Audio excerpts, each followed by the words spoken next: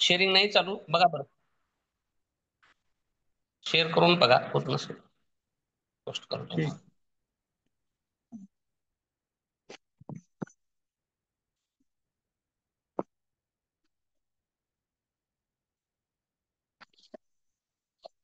सर्वांना नमस्कार. ओम. शेअर करून बघा बरं अगोदर होत आहे का.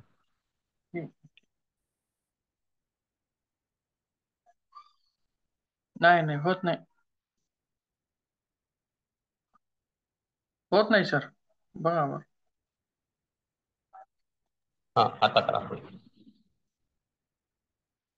हा ठीक आहे.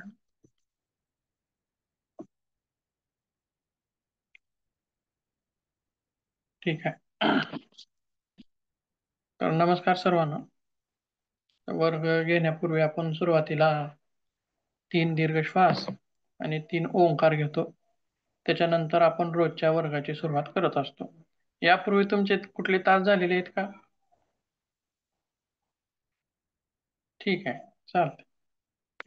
3 दीर्घ श्वास घेऊया. त्याच्यापूर्वी जिथं असाल तिथं, जमिनीवर असाल, खुर्चीवर असाल किंवा कॉटवरती असाल, तर साधी मांडी किंवा खुर्चीवर असाल तरी फक्त थोडस ताठ बसायचं आहे. मान पाठ ताठ सरळ, डोळे मिटलेले असतील आणि 3 दीर्घ श्वास घ्यायचे. दीर्घ श्वास 1, सोडा. परत एक दीर्घ श्वास, सोडा. परत एक दीर्घ श्वास, सोडा. ओंकार घेऊया. ओंकार घेण्यापूर्वी थोडस हे सांगतो मी. बघा कृती कशी करायची आहे. पहिल्यांदा पूर्ण छाती भरून श्वास घ्यायचा आहे दीर्घ. त्याच्यानंतर अ, उ आणि म तिन्ही अक्षरांचा आपल्याला उच्चारण करून घ्यायचे आहे. कसं? अ चा उच्चार करताना आपले ओठ मिटलेले नसावेत, थोडेसे उघडे असावेत. लक्षात? जसं की बघा, अ अशा प्रकारे स्पष्ट उच्चार यावा.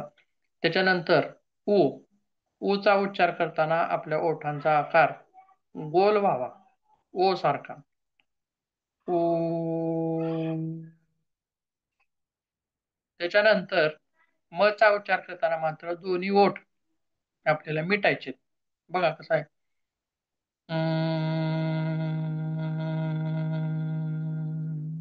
लक्षात? तर तिन्ही अक्षर उच्चारताना कशा पद्धतीने उच्चारले जातील? मग उच्चारताना आपल्या ओठांचा आकार आपण बदलत गेलं की उच्चार आपोआप चांगल्या पद्धतीने तिथं निर्माण होतो. बघा कशा प्रकारे अ अ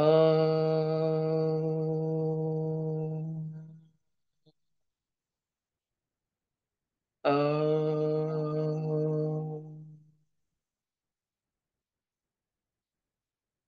तिन्ही अक्षराचा उच्चार व्हावा. ठीक आहे, करूया आपण मग सगळेजण 3 वेळेस करूया. त्याच्यानंतर आपण वर्गाला सुरुवात करूया.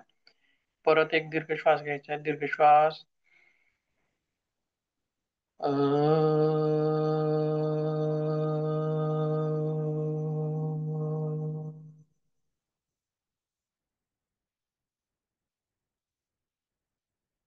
दीर्घ श्वास.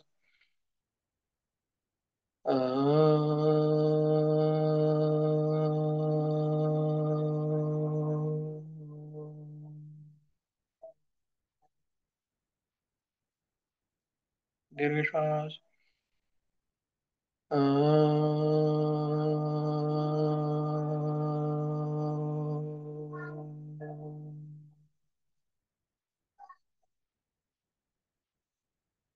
दोन्ही हाताचं घर्षण करून घ्यायचं आहे. दोन्ही हातांचा स्पर्श डोळ्यांना आणि अलगद अशा रीतीने डोळे उघडून घ्यायचे.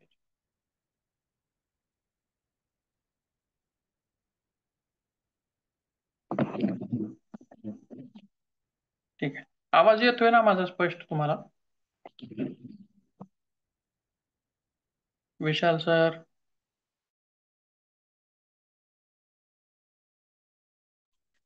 येतो सर.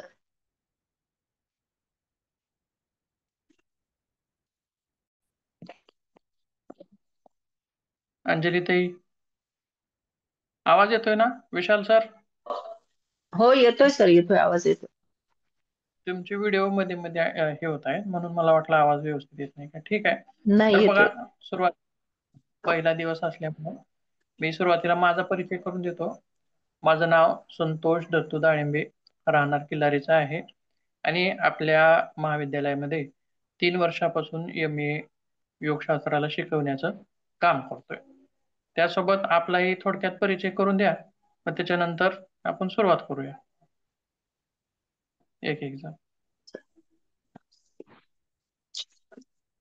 सर मी अंजली बोसीकर, पुण्यात राहते. तशी मी हं, माझं माहेर लातूरकडचंच आहे, निलंग्याचं हं. आहे, पण मी आपल्या संस्थेतूनच BA संस्कृत केलंय. बर बर मला बर. MA करायचं होतं, माझं डिग्री नव्हती. माझं डिप्लोमा इन इंजिनिअरिंग झालेलं आहे, त्यामुळे मला केलंय मी. आणि मी पतंजलीकडून योग शिक्षिकेचं पण प्रशिक्षण घेतलेलं आहे. बर. विशाल सर. ओम सर, माझं नाव विशाल डुब्बेवार. मी अहमदपूरला राहत असतो. मी हं, डिप्लोमा इन योगा टीचिंग हा कोर्स केलेला आहे आपला. मी हं. YCB चे 3-4 सर्टिफिकेशन झालेत माझे, बर लेवल 1. आणि मी आपल्या DYT चे सर्व विषय शिकवतो महात्मा फुले महाविद्यालय अहमदपूर येथे. ठीक आहे. रामेश्वर. परमेश्वर सर, परमेश्वर. थोडासा कॅमेरा थोडं खाली घ्या म्हणजे चेहरा दिसेल एकदा. दिसतंय सर. हो हो हो हो. मी माझं LLB झालेलं आहे सर. BCom LLB झालेलं बर आहे. आणि बर योगा बर. गेल्या वर्षी ठाकूर सरांकडे क्लास हे झालेले सर, हं, मुक्ती हं. करून. बर बर बर. आणखीन कोण आहे? जे कुणाचं नाव आहे? आहे का कुणी? जे आहे बघा.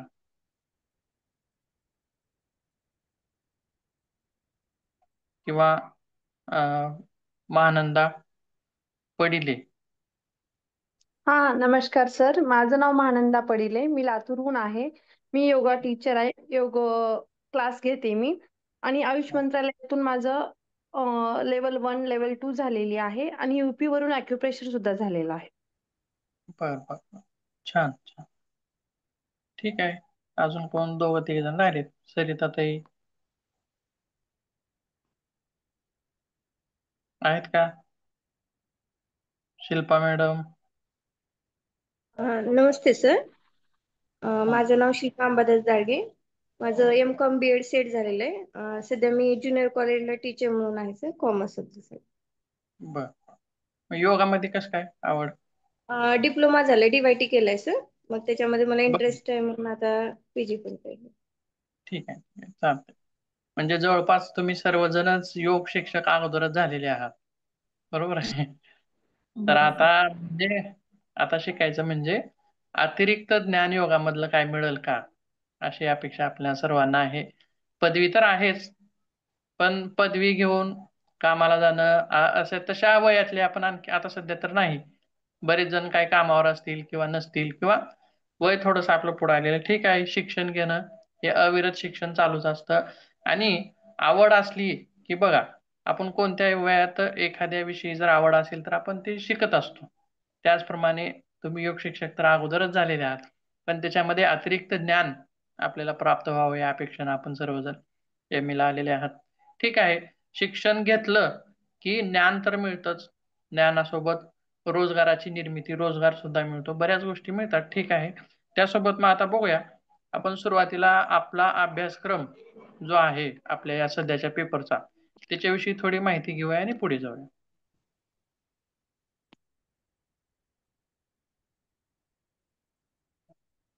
बघा, थोडक्यात लिहून घेता आलं तर लिहून घ्या किंवा आपण नंतर शेअर पण करतो.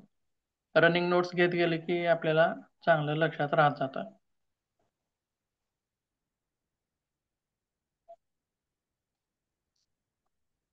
एक मिनिट.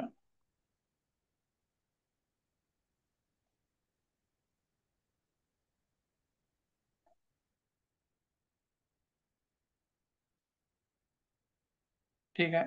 बघा, आपल्या कॉलेजचं तर नाव सर्वांना माहीतच आहे, स्वानंद योग विद्या गुरुकुल आणि एम योगशास्त्र. त्याच्यातील पहिलं सत्र आहे आता चालू असलेलं. आणि हा जो पेपर आहे तो आहे पाचवा पेपर. त्याचं नाव आहे, मराठीमध्ये आपण म्हणतो, योगाद्वारे ताण व्यवस्थापन, आणि इंग्रजीमध्ये स्ट्रेस मॅनेजमेंट बाय योगा. आता ताण म्हणलं की आपल्याला तेवढं लक्षात येत नाही पटकन, पण स्ट्रेस म्हणलं की लवकर लक्षात येतं. ठीक आहे, तरी बघा मग आता याच्यामध्ये मॉड्यूल आहेत कोणकोणते? एकूण तुम्हाला 3 मॉड्यूल आहेत. मॉड्यूल फर्स्ट, मॉड्यूल सेकंड आणि मॉड्यूल थर्ड. पहिला जो मॉड्यूल आहे तो प्रत्यक्ष stress and its management by yoga, असे वेगवेगळे त्याच्यामध्ये पॉइंट्स आहेत. त्याच्यातला दुसरा पॉइंट आहे टाइप्स ऑफ स्ट्रेसेस, म्हणजे ताणतणावाचे प्रकार. पहिला जो आहे ताण म्हणजे काय त्याच्यामध्ये आपल्याला बघायचं आहे, आणि त्या ताणाचं व्यवस्थापन कसं करायचं आहे या गोष्टी आपल्याला पहिल्या पॉईंटमध्ये बघायच्या आहेत. त्याच्यानंतर दुसरा जो प्रकार आहे तो काय आहे, पॉईंट आहे तो टाइप्स, म्हणजे ताणतणावाचे वेगवेगळे प्रकार काय आहेत ते आपल्याला तिथं बघायचं आहे. मग ताण म्हणजे काय, प्रकार काय, हे सगळं बघितल्याच्या नंतर मग yoga method for managing stresses, म्हणजे योगाच्या काय पद्धती आहेत जेणेकरून आपल्याला ताणतणावापासून दूर राहता येईल किंवा ताणतणावाचं व्यवस्थापन करता येईल. आणि ज्यांना ताणतणाव झालाच आहे, 4 वर्षापूर्वी 5 वर्षापासून ताणतणावामध्ये आहेत किंवा अलीकडच्या काळामध्ये ताणतणावामध्ये आहेत, तर त्याच्यातून बाहेर पडण्यासाठी आपल्याला योगामध्ये काय कोणत्या गोष्टी उपयुक्त आहेत ते सगळं आपल्याला या तिसऱ्या पॉईंटमध्ये बघायचं आहे, मेथड्समध्ये आपल्याला तिथे बघायचं आहे. आणि दुसरा जो मॉड्यूल आहे मग आता हा आहे मेडिटेशनचा आहे. त्याच्यामध्ये वेगवेगळे मेडिटेशन आपल्याला त्याच्यामध्ये अगोदर थेरी ह्याच्यामध्ये स्वरूपामध्ये बघून घ्यायचे, शिकून घ्यायचे. त्याच्यानंतर आपल्याला प्रॅक्टिकल वेगळं असेल. पातंजल ध्यान, झेन ध्यान, विपश्यना ध्यान, प्रेक्षा ध्यान, सायक्लिक ध्यान, नादानुसंधान, असे वेगवेगळे ध्यानाचे प्रकार आपल्याला दुसऱ्या मॉड्यूलमध्ये बघायचे आहेत. आणि तिसऱ्या मॉड्यूलमध्ये मात्र types and importance of prayers, म्हणजे प्रार्थना का केल्या जातात, का कराव्यात, कशासाठी कराव्यात, आणि वेगवेगळ्या धर्मामध्ये, वेगवेगळ्या रिलिजन्समध्ये कशा प्रकारच्या प्रार्थना त्या ठिकाणी दिलेल्या आहेत आणि त्यांचं महत्त्व काय आहे, या गोष्टी सगळ्या आपल्याला तिथं बघायच्या आहेत. हिंदू प्रार्थना असतील, बुद्ध असतील, जैन असतील, अशा वेगवेगळ्या रिलिजन मधल्या सगळ्या प्रार्थनांचा अभ्यास आपल्याला त्या ठिकाणी तिसऱ्या मॉड्यूलमध्ये करायचा आहे. तर आपण सुरुवात जी करतोय तो आता फर्स्ट मॉड्यूलला आपल्याला सुरुवात करायची आहे. त्याच्यामधला पहिला पॉइंट म्हणजे stress and its management by yoga. ठीक आहे, तर हे बघण्यापूर्वी आपल्याला ताण म्हणजे काय काही सांगता येईल का तुम्हाला? 1-2 मिनिटांमध्ये सांगा, आपण नंतर सर्व बघूया. तुम्हाला काय वाटते, ताण कशाला म्हणता येईल?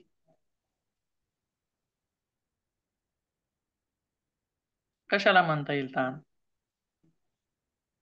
आता ताण तर सगळ्यांनाच येतो, पण म्हणायचं त्याला काय, शब्दात काय एखादी म्हणता येईल?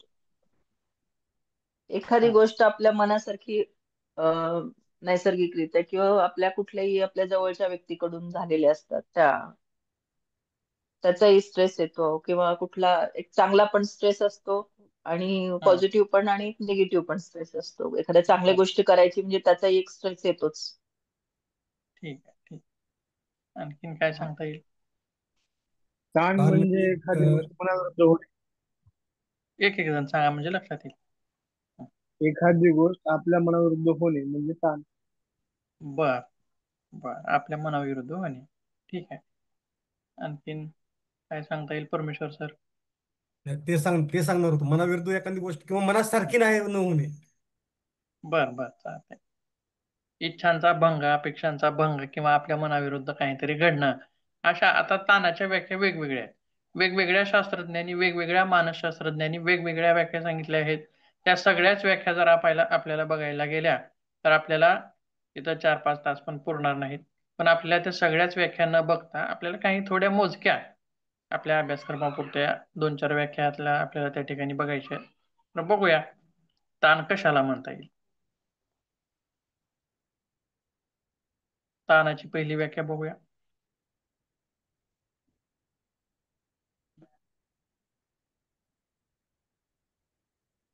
बघा, ताणालाच आपण इंग्रजीमध्ये स्ट्रेस किंवा टेन्शन असं सुद्धा म्हणतो. बघा, ताण म्हणल्यानंतर तेवढं लवकर लक्षात येणार नाही किंवा स्ट्रेस म्हणल्यानंतर तेवढं लक्षात येणार नाही, पण टेन्शन म्हणल्यानंतर मात्र पटकन आपल्या डोक्यात ते खणकतं. लहान लेकरं सुद्धा असले तरी बघा, 5वी 6वीला जरी असले तर मला अभ्यासाचं खूप टेन्शन आले असं सहजच म्हणून जातात, बोलून जातात. परंतु ती टेन्शन कशाला म्हणतात मात्र आपण आता बघूया, आपण वेगवेगळे उदाहरणं वगैरे पाहिलं की ते लक्षात येईल. बघा काय म्हणले, पहिली जी व्याख्या काय सांगितली बघा, शरीराचे नैसर्गिक संतुलन बिघडवणारा कुठलाही प्रभाव म्हणजे ताण, असं त्या ठिकाणी म्हणलंय. बघा, आता पहिल्यांदा प्राथमिक अवस्थेमध्ये आपल्याला फक्त व्याख्या समजून घ्यायच्यात. उदाहरणं त्याच्यामध्ये वेगवेगळी येतील, पण ती उदाहरणं नंतर ताण तणावाच्या प्रकारामध्ये आपण कुठल्या प्रकारात बसवता येईल किंवा कुठल्या प्रकारात जातात ते आपल्याला नंतर लक्षात येईल. तर बघा, पहिली व्याख्या बघताना काय बघायचं आहे, शरीराचे नैसर्गिक संतुलन बिघडवणारा कुठलाही प्रभाव म्हणजे ताण.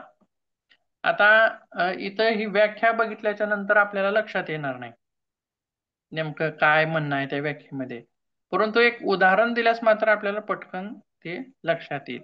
तर शरीराचा म्हणजे आता आपण सध्या बसलेल्या अवस्थेमध्ये आहोत. मग बसलेल्या अवस्थेमध्ये आपले श्वास कसं चालू आहे, तो सामान्य अवस्थेमध्ये चालू आहेत, बरोबर आहे. हृदयाचे ठोके कसे आहेत, सामान्य अवस्थेमध्ये आहेत. किंवा रक्तदाब आहे, रक्त वाहण्याची जी गती आहे ती सुद्धा सामान्य अवस्थेमध्ये आहे. म्हणजे आपण तणावाखाली नाही सध्या. पण जर समजा आपण ज्या ठिकाणी बसलोय त्याच खोलीमध्ये आपल्याला एक भला मोठा साप दिसला, मग काय होईल हो? सांगा बर. भीती वाटेल. काय भीती वाटेल, भीती वाटेल, आणखी टेन्शन येईल, पुन्हा टेन्शन येईल, आणि बर, आपला आणखी श्वासाची गती पण वाढते आणि आपलं मग बीपी लो, हाय लो दोन्ही. बीपी वाढेल, भीती वाटेल, हातपाय थरथर कापतील, अंगाला घाम फुटेल, श्वास जलद होतील, विचार काय करेल, शरीर काय करेल, पळून जाण्यासाठी मार्ग शोधेल किंवा त्याला मारण्यासाठी काठी शोधेल, बरोबर आहे. परंतु आता दोन्हीमध्ये फरक काय आहे बघा. आपण सामान्य अवस्थेमध्ये जे बसलोय आता सगळे श्वास वगैरे सगळे नियंत्रित आहेत, पण साप दिसल्यानंतर मात्र काय झालं, या सगळ्यामध्ये बदल झाला. आलं का लक्षात? म्हणजे बघा, आता व्याख्येकडे परत जाऊया आपण, काय म्हणते व्याख्या.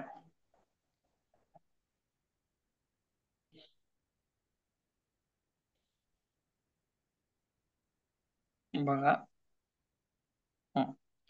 शरीराचे नैसर्गिक संतुलन म्हणजे सामान्य अवस्थेमध्ये असलेलं जे संतुलन आहे ती बिघडवणारी कुठलाही प्रभाव किंवा कुठलीही घटना, कुठलाही प्रसंग म्हणजे आपल्याला त्याला ताण म्हणायचा आहे.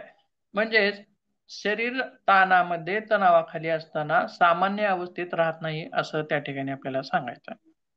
त्याचबरोबर आणखीन एक काय आहे बघा, काय म्हणले पुढची व्याख्या, कोणताही प्रसंग अथवा प्रासंगिक बदलाला दिलेला नकारात्मक शारीरिक भावनिक प्रतिसाद म्हणजे ताण, असं सुद्धा त्या ठिकाणी म्हणलेलं आहे. मग आता ह्या व्याख्येत आणि वरच्या व्याख्येमध्ये काय फरक आहे, काय सांगता येईल बघा आपल्याला. आता समजा सुरुवातीच्या व्याख्येमध्ये मी एक वेगळं उदाहरण दिलं सापाचं, बरोबर आहे, त्याच्यामध्ये काय बदल होतील ते आपल्याला लक्षात आले. मग आता ह्या दुसऱ्या व्याख्येमध्ये आणखीन एक उदाहरण तुम्हाला देतो, म्हणजे तुमच्या लक्षात येईल. जर समजा एक भली मोठी सभा भरलेली आहे, सभेमध्ये 400-500 लोक आहेत, बसलेले आहेत सगळेजण, आणि तितक्यात अचानक काय झालं की तुमचं नाव वरून स्टेजवरून पोकारलं गेलं. जसं की आता समजा कोणाचं नाव आहे, विशाल सर असतील, तर म्हणलं की आता विशाल सर स्टेजवर मंचावर येतील आणि एक मोजक्या शब्दामध्ये त्यांचं मनोगत व्यक्त करतील, असं म्हटलं अचानक, तर काय होईल हो?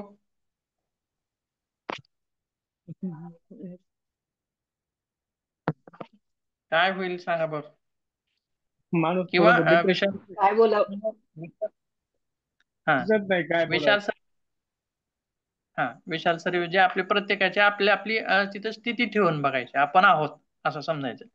आणि आपण स्टेजवर जाण्यापूर्वी आपण कसलीही तयारी केलेली नाही, कसलं वाचन किंवा काहीच आपल्याला त्याच्याविषयी कसली कल्पनाही नाही. पण अचानकच आपलं नाव आलंय आणि वरती येऊन बोलावं असं म्हणतंय. मग काय काय बदल होतील आपल्या शरीरामध्ये, काय सांगा बरं, काय होईल?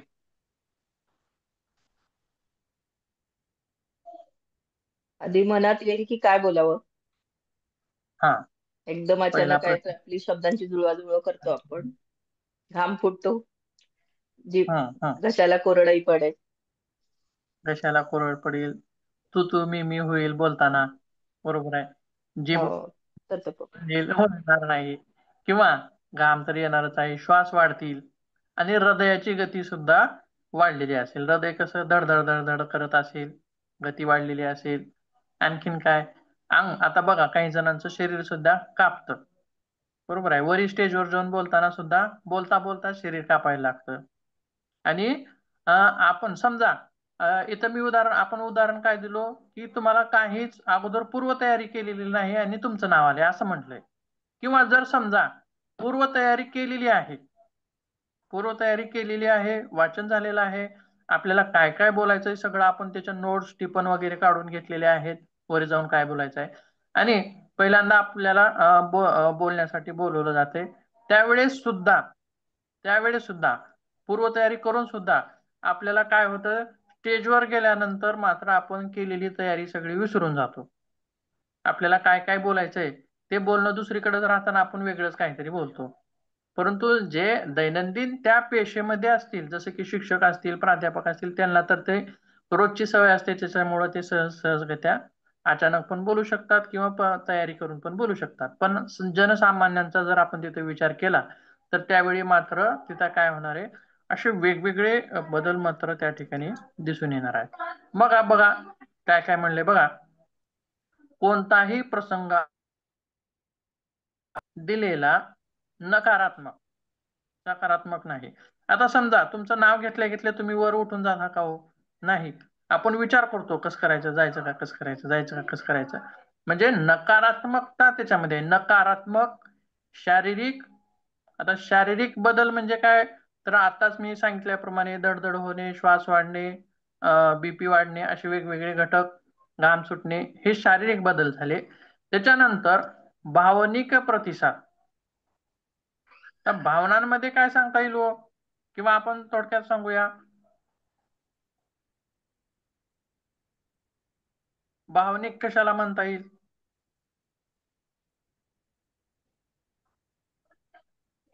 भावनांमध्ये काय काय येतं, किंवा आणखीन एक शब्द याच्यामध्ये आहे कोणता बघा, मानसिक, शारीरिक, मानसिक आणि भावनिक. आता मानसिक म्हणले की त्याच्यामध्ये काय काय येतं, मन येतं. पण मनामध्ये काय काय येतात गोष्टी, कुण्या गोष्टींचा समूह असतो, तर विचार, भावना, जाणीवा, तर्क, असे वेगवेगळ्या गोष्टींचा त्याच्यामध्ये समूह असतो, बरोबर आहे. त्यासोबत आता शारीरिक मध्ये म्हटलं तर त्या वेगवेगळ्या गोष्टी आला, आणि भावनिक मध्ये म्हटलं तर काय काय येतात, काय काय गोष्टी येतील त्याच्यामध्ये, व्यक्त होणं किंवा समजून घेणं, ओळखणं, अशा वेगवेगळ्या गोष्टी त्याच्यामध्ये येतात. तर हे सर्व प्रतिसाद जे आहेत ते बदल होतात त्यांच्यामध्ये. म्हणून अशा प्रकारे ही व्याख्या आपल्याला सांगता येईल. आता त्याच्यानंतर पुढची जी व्याख्या आहे, किंवा पुढची व्याख्या बघण्यापूर्वी याच्यामध्ये काय तुम्हाला अडचण वाटते का सांगा, म्हणजे समजते का कसं? समजतं. समजतंय ना सांगितलेलं? हो सर, हो हो. सर, हो समजतं. ठीक आहे, तर बघूया. या दोन व्याख्या बघितल्याच्या नंतर आपल्याला आणखीन एक तिसरी व्याख्या त्याच्यामध्ये बघायचं आहे.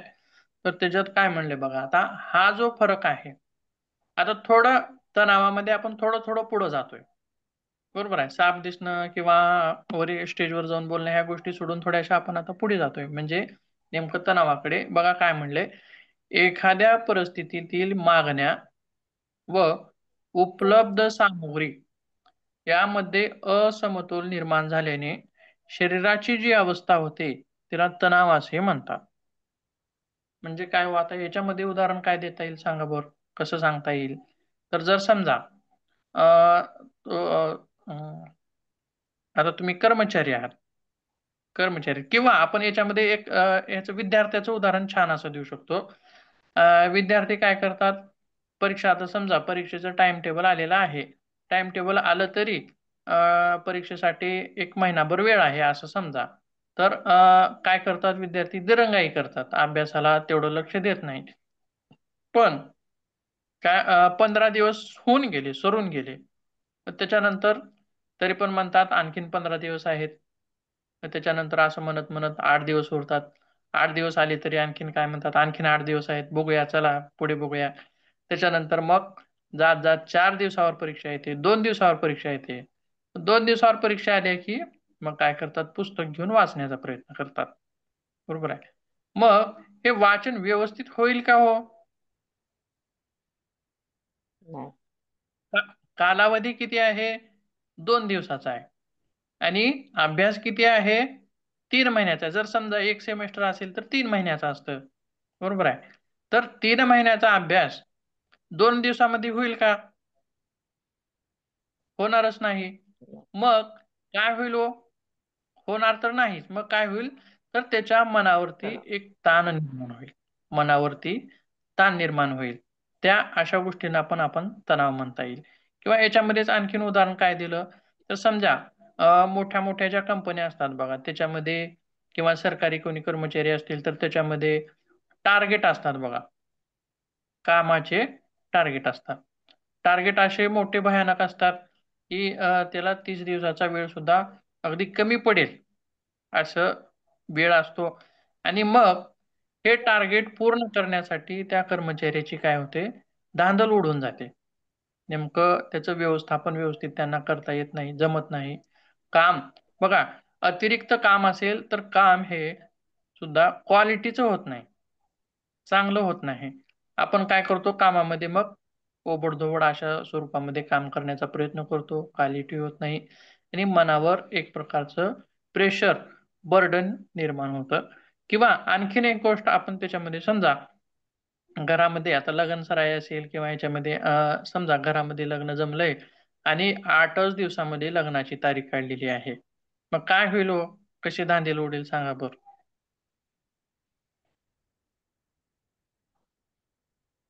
सांगता येईल का? कशी परिस्थिती निर्माण होईल? खूप घाई होईल आणि अव्यवस्थापन होईल. खूप घाई होईल. लग्न म्हणले की भरपूर कामं असतात. बरोबर आहे. मग सगळ्या गोष्टी जुळवाजुळव करण्यामध्ये आपलं शरीर व्यस्त होऊन जाईल. म्हणजेच व्याख्या काय आहे, काय सांगायचं आहे, तर एखादी परिस्थिती आणि त्या परिस्थितीतील मागण्या कशा आहेत? अतिरिक्त आहेत, जास्त आहेत. आणि साधन सामुग्री म्हणजे कालावधी कशा आहे? कमी आहे. बरोबर आहे. आणि मागण्या जास्त आणि कालावधी कमी असल्यामुळे आपल्या मनावर किंवा शरीरावर जी परिस्थिती निर्माण होते त्याला काय म्हणायचं आहे? तणाव असं म्हणायचं. आता तणावामध्ये सुद्धा आपण तणाव म्हणलं की लगेच पटकन कुणाचं नाव घेतो? मनाचं नाव घेतो. पण मनावरच तणावाचा परिणाम होत असतो का? तर नाही. मन तर आहेच, त्यासोबत शरीरावरती सुद्धा त्याचा परिणाम होत असतो. म्हणजे मानसिक ताण वेगळा आणि शारीरिक ताण वेगळा. असे हे शारीरिक आणि मानसिक ताण आपल्याला दोन्ही मधला फरक आपल्याला पुढे बघायचा आहे. त्याच्यापूर्वी आता आणखीन एक बघा काय म्हणले परत. दुसरं खालच्या वाक्यामध्ये काय म्हणले बघा, असंतुलन निर्माण करणाऱ्या किंवा जुळवून घेण्याच्या क्षमतेवर भार टाकणाऱ्या.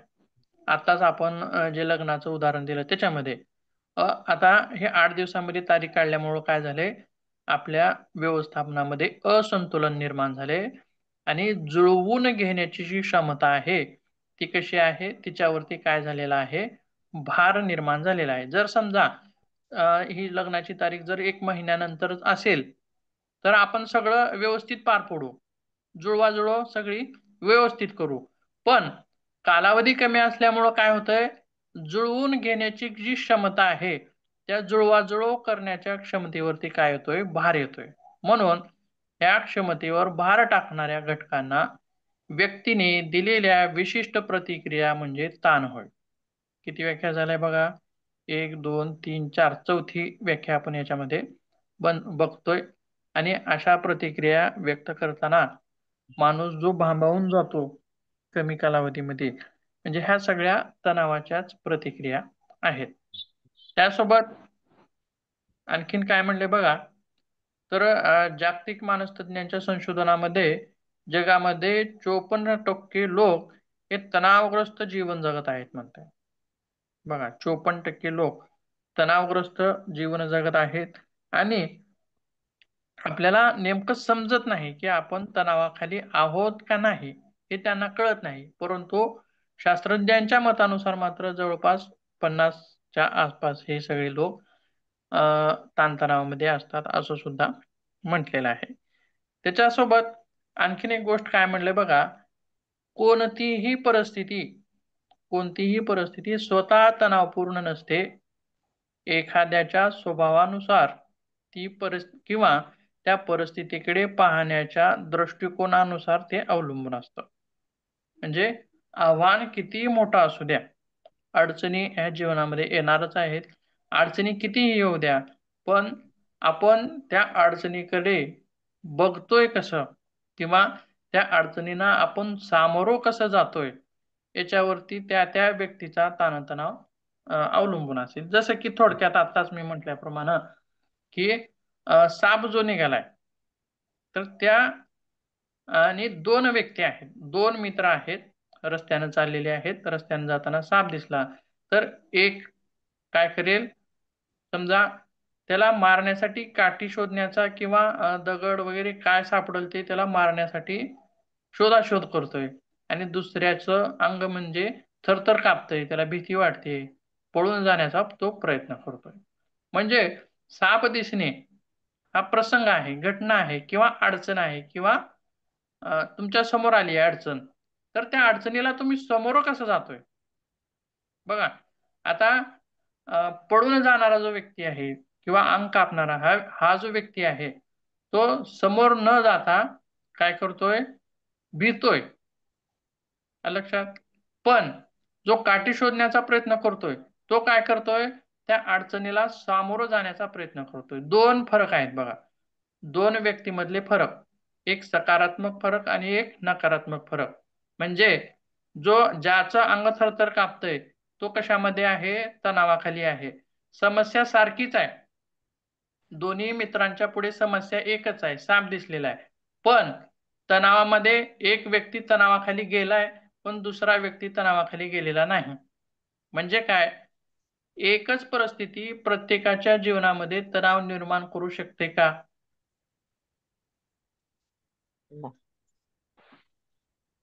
एकच परिस्थिती करू शकत नाही. काही जणांच्या करेल, काही जणांच्या करू शकणार नाही. म्हणजे परिस्थिती हा घटक मुख्य आहे का तणावासाठी? नाही. तर आपण त्या मानसिकता. परिस्थितीला कसं सामोरं जातोय हा घटक मुख्य आहे. आलं का लक्षात. आता 5 व्यक्ती आहेत आणि 5 व्यक्तींपर्यंत समोर एक तणावाची परिस्थिती आहे. आलं का लक्षात. पण ह्या 5ही व्यक्ती त्या तणावाच्या परिस्थितीला सेम रिॲक्ट करतील असं नाही. आलं का लक्षात. कोणी जास्त रिॲक्ट होईल, कोणी लेस रिॲक्ट होईल, कोणी जास्तही होणार नाही, कमीही होणार नाही. आलं का लक्षात. म्हणजे बाह्य परिस्थिती किती कारणीभूत आहे तणाव निर्माण करण्यासाठी. बघा काय म्हणले त्याच्यामध्ये पुढे,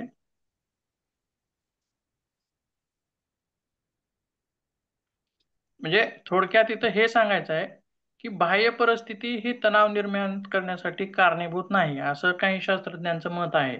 आपण त्याच्याशी कसं रिॲक्ट करतो हे महत्वपूर्ण आहे. बघा, अजून एकदा मी वाचून दाखवतो काय म्हणले बघा. कोणतीही परिस्थिती ही स्वतः तणावपूर्ण नसते, तर एखाद्याच्या स्वभावानुसार त्या परिस्थितीकडे पाहण्याचा त्याच्या दृष्टिकोनावर ते काय असतं, अवलंबून असतं. आणि तणाव निर्माण होण्याची मुख्यतः 2 कारणं आहेत म्हणलेलं आहे. एक आहे बाह्य कारण, दुसरं आहे आंतरिक कारण. बरोबर आहे. आणि याची टक्केवारी सुद्धा इथं या ठिकाणी सांगितलेली आहे. बाह्य घटकांचा केवळ 5 ते 10% एवढा वाटा असतो, तर आंतरिक घटकांचा 90 ते 95% इतका वाटा असतो. म्हणजे हे लक्षात आलं का तुमच्या कसं 5 ते 10% 90 ते 95% कसं बाह्य घटक आणि 5 व्यक्ती एकाच घटकाला 5 व्यक्ती कसं सामोरं जातील. तर त्याच्यामध्ये काय काय सांगितलं, कोणी लेस असेल, कोणी जास्त असेल. मग बाह्य घटक हा 5 ते 10%च त्याचा वाटा आहे. पण कोण त्याला कसं रिॲक्ट करतंय, कसं फेस करतंय, कसं समोर जातंय, हे त्याच्यावरती म्हणजे ही गोष्ट कशी झाली, आंतरिक झाली. आलं का लक्षात? बाह्य घटकांचा वाटा कमी आहे, परंतु आंतरिक घटकांचा वाटा मात्र त्या ठिकाणी जास्त आहे. त्यासोबत पुढे आणखीन एक गोष्ट आपल्याला बघायची आहे, ती म्हणजे तणावांचे पैलू. पैलू काय काय आहेत? जसं की आपण तणाव किंवा ताण असं एक एक सेपरेट असं कधी म्हणत नाही बघा. तर काय म्हणतो, सहजच बोलता बोलता म्हणून काय जातो, ताण तणाव, ताण तणाव असं म्हणून जातो. तर ताण आणि तणाव याच्यामध्ये काय फरक आहे का, म्हणता येईल का? ज्या ज्या गोष्टीचा ताण येतो तो ते तणाव. ज्या गोष्टीचा ताण येतो तो तणाव म्हणजे ज्या गोष्टीमुळे आपल्याला ताण निर्माण होतो. हं. आता बघा तणाव. आपण सविस्तर 3 गोष्टी बघूया. ताण, तणाव आणि ताणके या तिन्ही गोष्टी सविस्तर स्पष्ट बघूया. ताण कशाला म्हणता येईल, तर घटक, परिस्थिती, प्रसंग, घटना ज्या गोष्टीमुळे आपल्या मनावरती ताण येतोय, म्हणजे त्याला काय म्हणायचं आहे, कारक. कोणामुळे निर्माण होतोय, आलं का लक्षात? त्याला म्हणायचं आहे कारक. कारक घटक काय आहे, घटना, परिस्थिती, प्रसंग अशा वेगवेगळ्या गोष्टी. आणि त्या गोष्टीमुळं समजा एखाद्याचे वडील एक्सपायर झाले, तर त्यांच्या मुलांवरती म्हणा किंवा घरच्यांवरती काय परिस्थिती निर्माण होते, ताणतणावाची परिस्थिती निर्माण होते. म्हणजे वडील एक्सपायर होणं हे काय झालं, कसं काय? हा कारक घटक. ताण आणि तणाव कशाला म्हणता येईल, एखाद्या घटनेमुळे आपल्या मनावर होणारा परिणाम, त्याला म्हणायचा आहे तणाव. आलं का लक्षात? आणि ताणके कशाला म्हणायचं आहे मग, बघूया पुढे. बघा ताणके ताणके म्हणजे ट्रेजर्स, ताण निर्माण करणारे घटक, त्यांना म्हणायचं आहे ताणके. ताण कोणाला म्हणायचं आहे, तणावामुळे निर्माण होणारा. त्यासोबत आणि ताणतणाव निर्माण झाल्यानंतर जो परिणाम होतो त्यास आपल्याला काय म्हणायचं आहे, तणाव.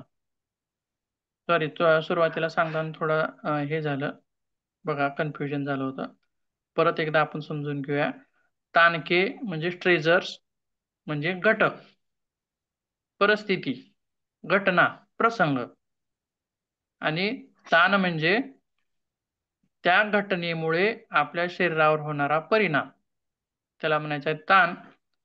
आणि ताणके कशाला म्हणायचं आहे, तर ती जी घटना घडलेली आहे त्याच्यामुळं शारीरिक परिणाम काय काय होतात, त्याला म्हणायचं आहे ताणके. तणाव. ताणके, ताण, तणाव असं वेगवेगळ्या स्वरूपामध्ये आपल्याला त्याला बघितलेलं आहे. ठीक आहे.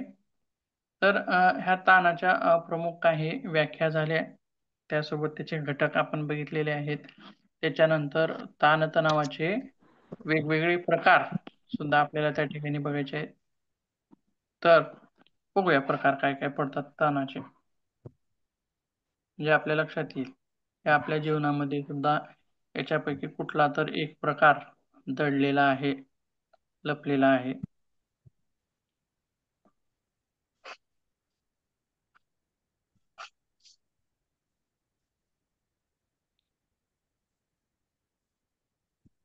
टाइप्स ऑफ ट्रेस, हा जो दुसरा पॉइंट आहे. आणि बघा काय सांगितलंय, हॅन्सेली या मानसशास्त्रज्ञाने. हॅन्सेली हा कोण आहे, मानसशास्त्रज्ञ. आणि तिनं काय ताण तणावाच्या चार भिन्न प्रकार त्यांनी सांगितलेले आहेत. तर पहिला प्रकार आहे सकारात्मक ताण, त्यालाच यू स्ट्रेस असं म्हणतात. दुसरा आहे नकारात्मक ताण, त्याला म्हणायचं आहे डिस्ट्रेस. तिसरा आहे अतिरिक्त ताण, त्याला म्हणायचं आहे हायपर स्ट्रेस. आणि चौथा आहे अपुरा ताण म्हणजे हायपोस्ट्रेस. हे वेगवेगळे प्रकार आपल्याला बघायचे आहेत. आणि याच्यामध्ये एक लक्षात ठेवायचं बघा, मराठीमधली ही नावं आपल्याला लक्षात ठेवायची आहेत आणि इंग्रजीमधली ही नावं लक्षात ठेवायची आहेत. हे शास्त्रज्ञाचं नाव सुद्धा आपल्याला त्याचं लक्षात ठेवायचं आहे. का तर परीक्षेमध्ये असे प्रश्न येतात की सकारात्मक ताण म्हणजे काय, टिपा लिहा, किंवा नकारात्मक ताण म्हणजे काय सविस्तर लिहा, किंवा ताणतणावाचे प्रकार सविस्तर लिहा. असे वेगवेगळे प्रश्न याच्यावरती येतात. किंवा त्याच ठिकाणी सकारात्मक ताण म्हणजे काय लिहा असं न म्हणता तर युस्ट्रेस म्हणजे काय थोडक्यात स्पष्ट करा, किंवा हायपर स्ट्रेस कशाला म्हणतात, असं थोडंसं शब्दांची जमलिंग त्या ठिकाणी करून प्रश्न आपल्याला विचारले जातात. म्हणून इंग्रजी आणि मराठी नावं आपल्याला लक्षात असावीत. आता बघा, पहिला जो प्रकार आहे तो आज बघूया आपण काय काय आहे त्याच्यामध्ये. तर पहिला आहे सकारात्मक ताण, किंवा त्यालाच उपयुक्त ताण असं सुद्धा म्हणतात. काय म्हणलात? उपेन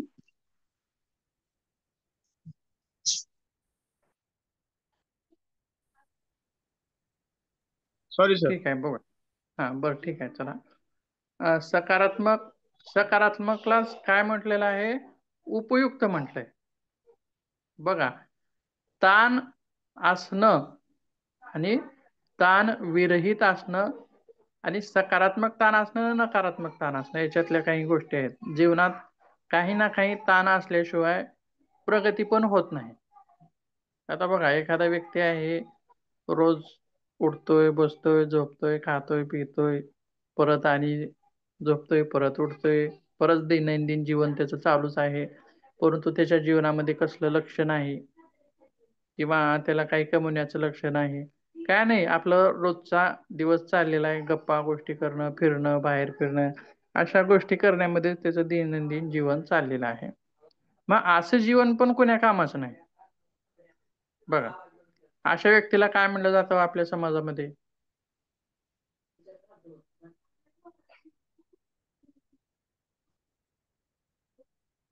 काय म्हणतात सांगा बरं. खुशाल चेंडू. हा, काय म्हणलात? खुशाल चेंडू. मस्त खात ठीक आहे होती ठीक तो. आहे चला. हा. आपल्या दैनंदिन जीवनातले शब्द आपण वापरले तरी चालतात. आणि आणखीन एक त्याला काय म्हणतात बघा, खायला काळ आणि बोईला भार म्हणतात. खायला काळ आणि बोईला भार असं सुद्धा त्याला संबोधलं जातं. म्हणजेच काहीच कसलीच त्याची अपेक्षा नाही, जीवनाबद्दल सुद्धा कसली अपेक्षा नाही, काहीच नाही, असा व्यक्ती सुद्धा कुण्या कामाचा नाही. म्हणजेच विना जरी असली, विना असली तर जर त्या विणेच्या तारांमध्ये अतिरिक्त ताण असेल तरी सुद्धा आवाज तिचा व्यवस्थित येत नाही. आणि त्याच विणेच्या तारा जर ढिल्या असतील, म्हणजे कसलाच ताण नाही, तरी सुद्धा तिचा आवाज येत नाही. म्हणजे बघा, दोन्ही गोष्टी किती महत्वाच्या आहेत बघा. ताण नसणं हेही कुण्या कामाचं नाही, आणि अतिरिक्त ताण असणं हेही कुण्या कामाचं नाही. तर मध्यम ताण असणं हे ठीक आहे, ठीक आहे म्हणलेलं आहे त्याला. बघा, म्हणजेच अतिरिक्त ताण झाला तर तारा तुटण्याची सुद्धा भीती राहते. आपण त्याला ताणत गेलो, परत ताणत गेलो, ताणत गेलो, ताणत गेलो, त्याच्यामध्ये सुद्धा 3 स्टेप येतील.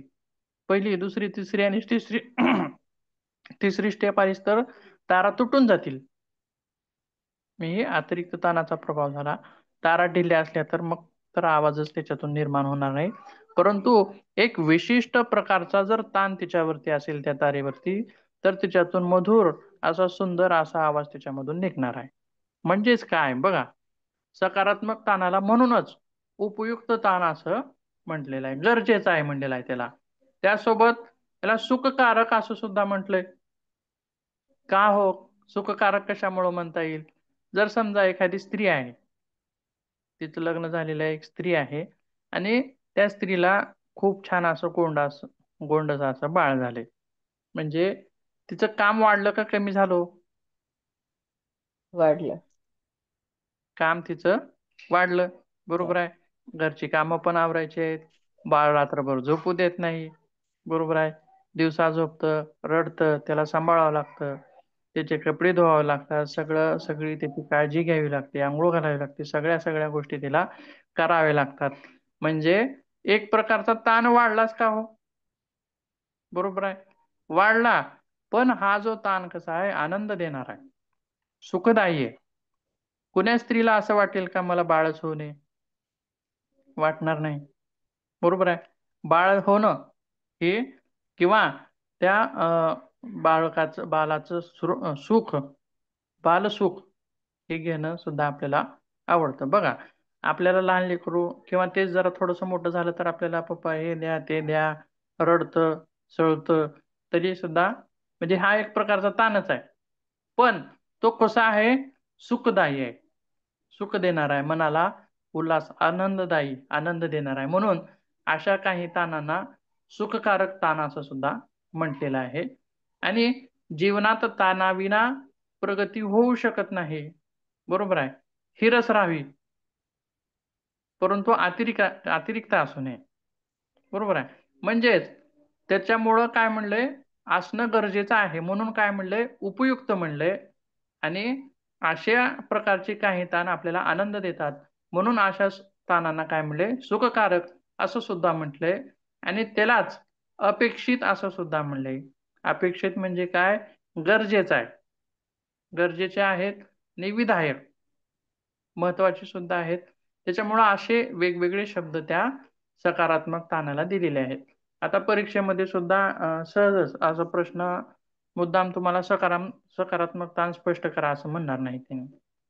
तर सुखकारक ताण कशाला म्हणतात असं म्हणतील, असे बरेच प्रश्न रिपीट होतात. किंवा उपयुक्त ताण कशाला म्हणता येईल, असं सुद्धा त्याच्यामध्ये वेगवेगळे प्रश्न त्या ठिकाणी मला येतात. ठीक आहे. त्यासोबत हे शाब्दिक अर्थ बघितल्याच्या नंतर आपण थोडंसं पुढे जाऊया. काय म्हणले बघा, व्यक्तीच्या जीवनात चांगल्या घटना घडल्यानंतर त्याच्या मनावर होणारा ताण म्हणजे सकारात्मक ताण. आता चांगल्या गोष्टी काय काय सांगता येतील हो आपल्याला, काय सांगता येईल? एखादं उदाहरण सांगा बरं तुम्ही, कशाला म्हणता येईल सकारात्मक ताण, कशाला म्हणता येईल?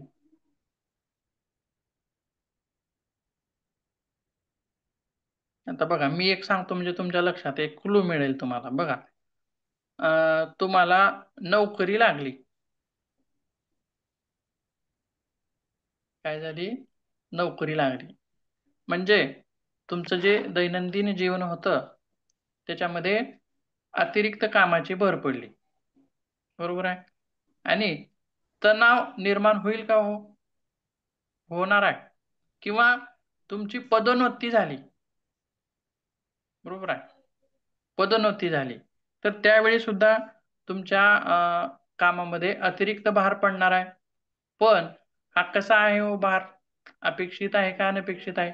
नोकरी लागणं हे अपेक्षित आहे का अनपेक्षित आहे? लागावी की लागू नये? अपेक्षित. अपेक्षित लागावी, आहे. अपेक्षित आहे. बरोबर आहे, नोकरी लागावी. म्हणजे हा ताण सुद्धा कसा आहे,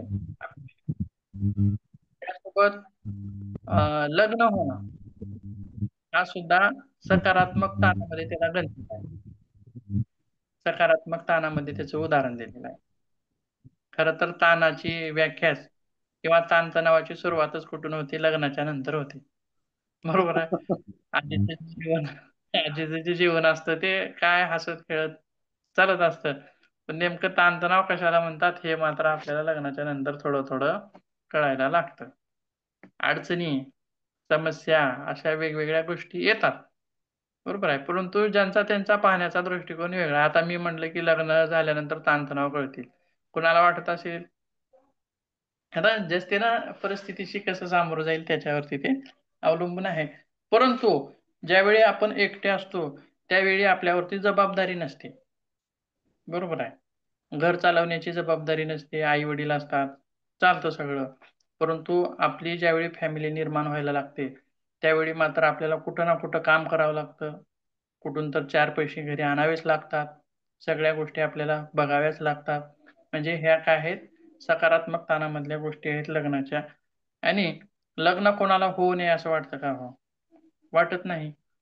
म्हणजे आल्हाददायक ताण आहे, बरोबर आहे, आनंद देणारा ताण आहे. याच्यातून दुःख कोणाला होतं का? हो, होत पण असेल. विचित्र घटना जर घडल्या, आता लग्नानंतर विचित्र घटना पण घडू शकतात, त्या जर घडल्या तर तिथं दुःखकारक सुद्धा तो ताण होऊ शकतो.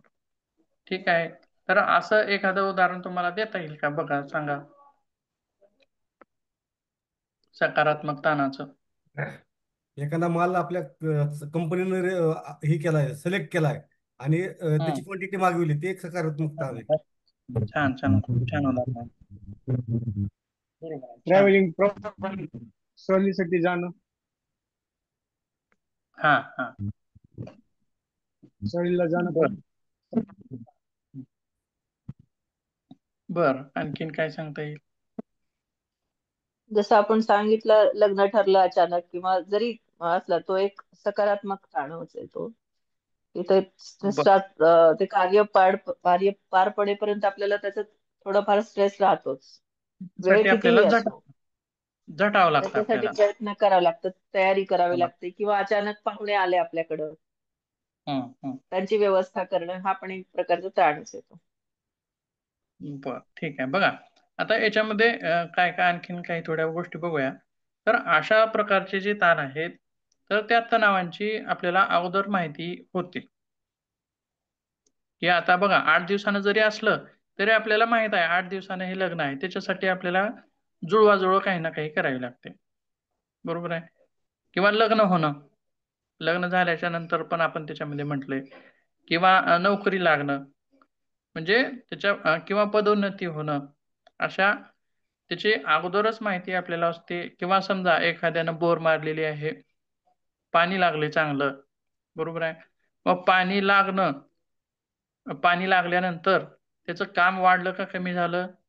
तर त्याचं काम वाढलं. पण ते वाढलेलं काम जे आहे, मग त्याला काय करावं लागेल? पैप विकत घ्यावे लागतील, किंवा स्प्रिंकलरचा तो सेट घेईल, किंवा बघा, रात्री लाईट असेल तर रात्री त्याला पाणी द्यायला जावं लागणार आहे, दिवसा असेल, दुपारी असेल. या सगळ्या गोष्टी त्याच्या जीवनामध्ये कशा झाल्या? ॲडिशनल झाल्या, अतिरिक्त झाल्या. ज्यावेळी पाणी नसल्यावरचं जीवन आणि पाणी असल्यावरचं ह्याच्यामध्ये फरक आहे, कामाचा भार वाढला. पण हा कामाचा भार कसा आहे?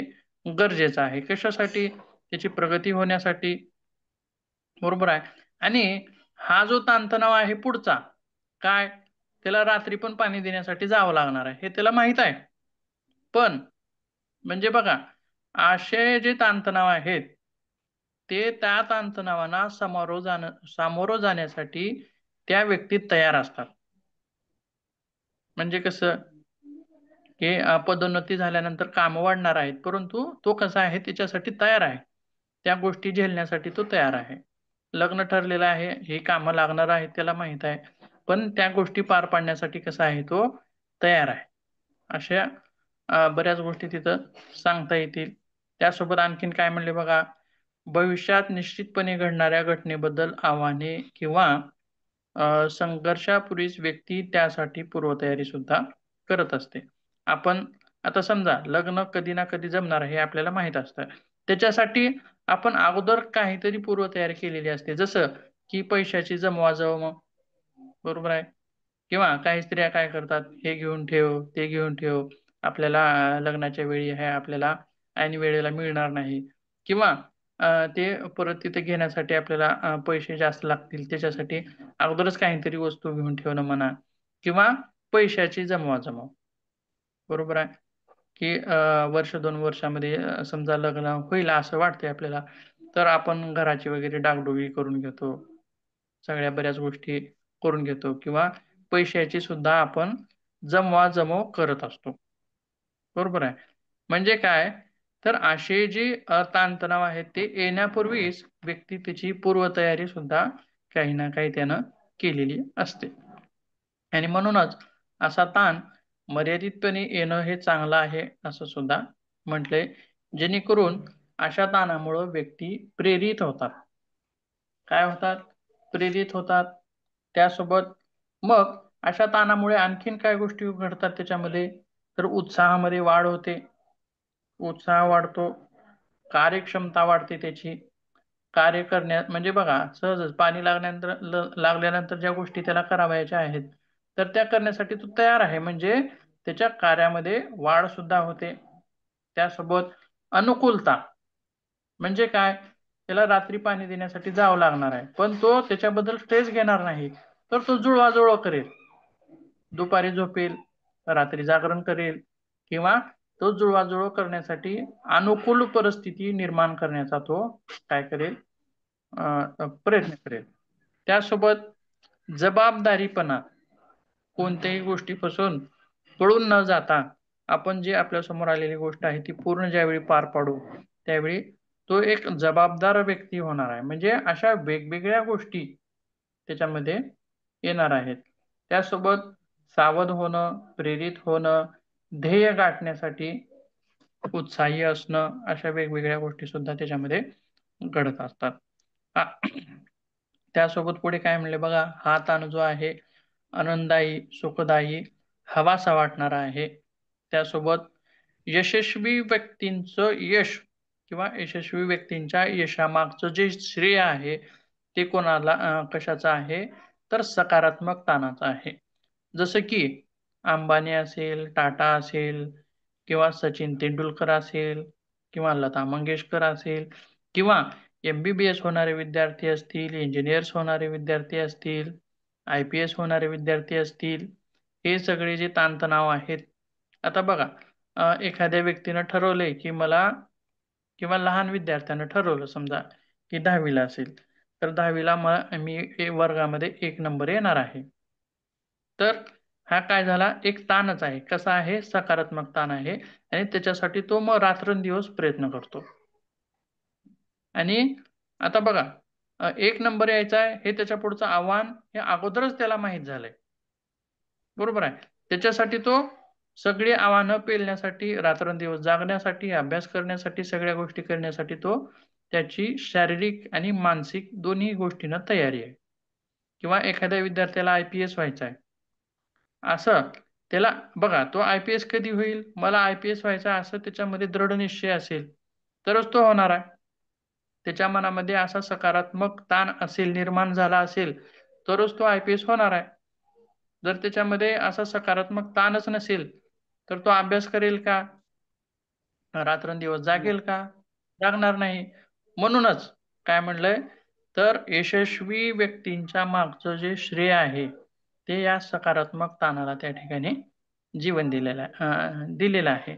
म्हणूनच याला पॉझिटिव्ह स्ट्रेस असं सुद्धा म्हणतात. त्यासोबत आता पुढे जे आहे ती वेगवेगळी उदाहरणं त्या ठिकाणी दिलेली आहेत. त्याच्यानंतर दुसरा जो प्रकार आहे तो नकारात्मक ताणाचा आहे. हा सुद्धा अतिशय सुंदर आहे, महत्वपूर्ण आहे. तो जो भाग आहे तो आपण उद्याच्या तासामध्ये बघूया.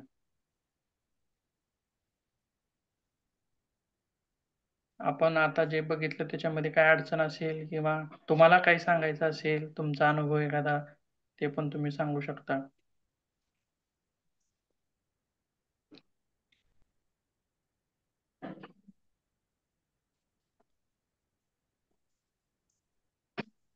काही अडचण असेल तर विचारू शकता.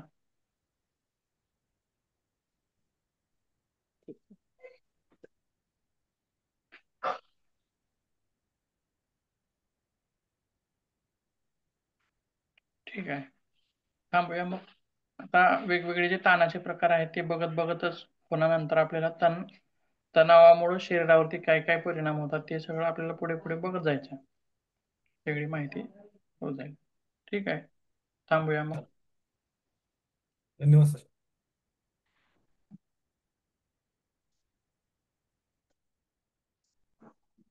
सर होस्ट करायचं का लिव्ह करू द्या? लिव्ह करा ऑल मीटिंग. उद्या का? हो, मीटिंग करू शकता.